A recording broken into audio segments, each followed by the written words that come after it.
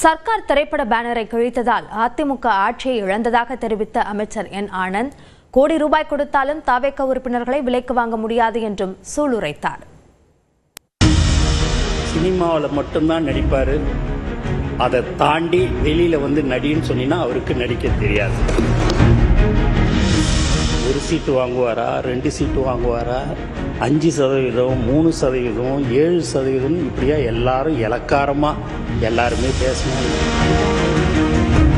சட்டப்பேரவையில் மானிய கோரிக்கைகள் மீதான விவாதத்தில் பேசிய நீர்வளத்துறை அமைச்சர் என் ஆனந்த், சினிமாவில் மட்டுமே நடிக்க தெரிந்தவர் முதலமைச்சர் விஜய் என்றார். உங்க எல்லோருக்கும் முதலமைச்சரை திரையில நீங்க பார்த்திருப்பீங்க, 3 மாசமா நேரில் பார்த்துன்னு இருக்கிறீங்க. நான் கடந்த 28, 29 வருஷமா அவருடைய நெருங்கி பழகிற வாய்ப்பு எனக்கு கிடைச்சது.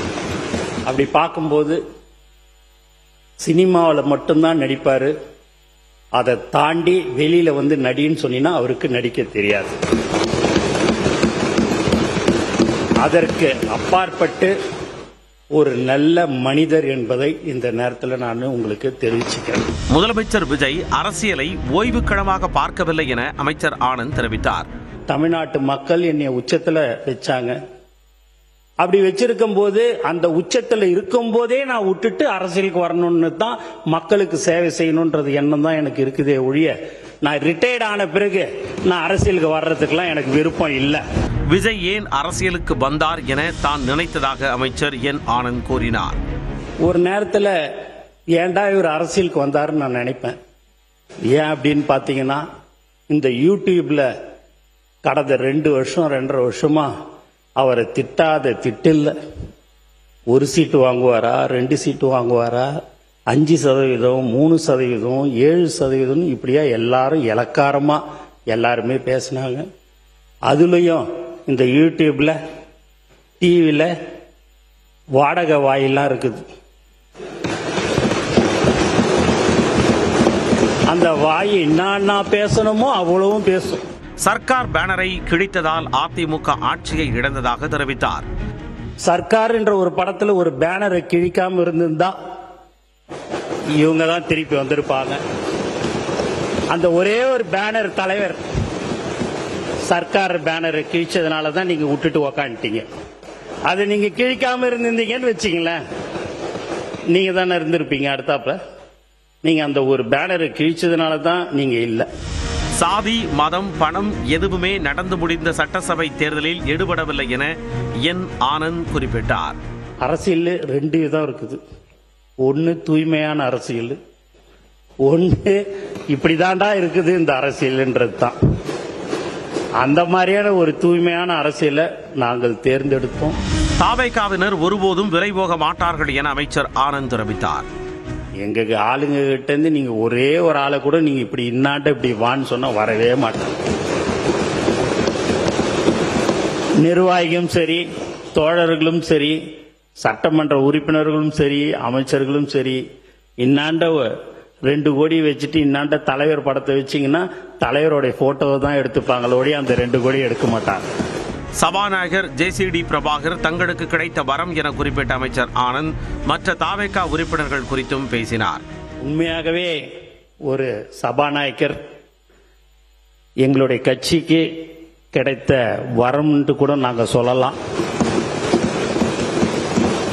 இன்னைக்கு ஒரு சபாநாயகராக பார்க்கறதுக்கே ஒரு அம்சமா அவருடைய பேச்சு.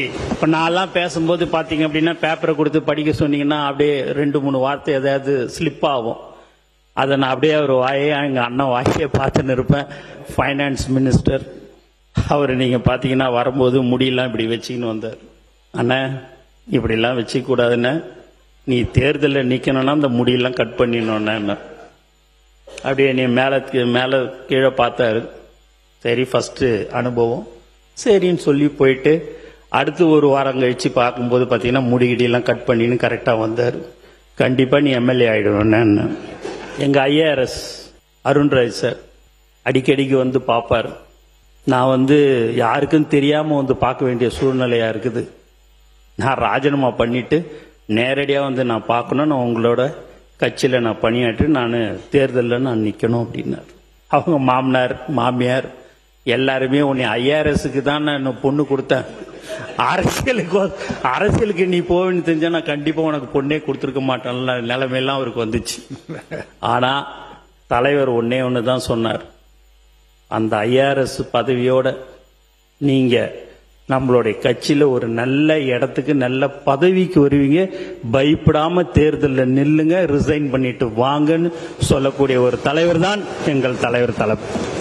தியாகராய நகர் தொகுதியில் வெறும் 4 நாட்கள் மட்டுமே பரப்புரை செய்ததாக அமைச்சர் குறிப்பிட்டார். டி நகர் தொகுதியில் உண்மையா சொல்றேன், 4 நாள் தான் போய் ஓட்டு கேட்டேன். அதுக்கப்புறம் மீதி நாள்லாம் தலைவரோட நான் பிரச்சாரத்துக்கு அவர் கூட போயிடுவேன். சாயங்காலம் 7 மணிக்கு ஃப்ளைட் விட்டு இறங்குவோம், 8-8:15 போவேன், ஒரு மணி நேரம் பிரச்சாரம் பண்ணுவேன், வந்துடுவேன். இந்த டி நகர் தொகுதி மக்களுக்கு இந்த நேரத்தில் என்னுடைய மனமார்ந்த நான் நன்றியை நான் தெரிவிச்சுக்கிறேன். விஜய் என்கின்ற ஒற்றை முகத்தை பார்த்து மட்டுமே மக்கள் தங்களுக்கு வாக்களித்ததாகவும் ஒருபொழுதும் ₹1 கூட ஊழல் செய்ய மாட்டோம் எனவும் அமைச்சர் என். ஆனந்த் தெரிவித்தார்.